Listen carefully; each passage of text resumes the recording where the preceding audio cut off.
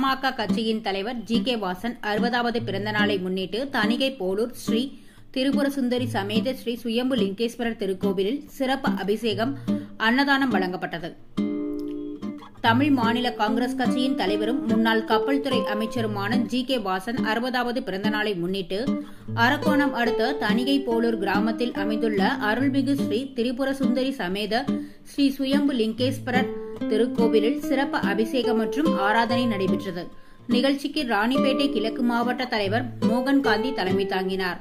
சிறப்பு அழைப்பாளராக மாநில அமைப்பு செயலாளர் ஹரிதாஸ் கலந்து கொண்டு ஜி.கே. வாசன் பெயரில் அர்ச்சனை செய்யப்பட்டு பொதுமக்களுக்கு அன்னதானத்தை வழங்கினார்.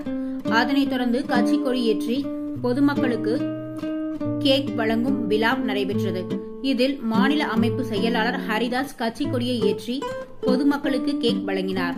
இதில் நிர்வாகிகள் லிங்கநாதன், பிரபாகரன், ரவி, சுபாஷ், வாசன், உத்தமன், டில்லி ஆறுமுகம், பாலகிருஷ்ணன், கஜேந்திர நாயுடு, கன்னியப்பர் ரெட்டி, பூபதி, ராமலிங்கம், சீனிவாசன் உள்ளிட்ட பலர் கலந்து கொண்டனர்.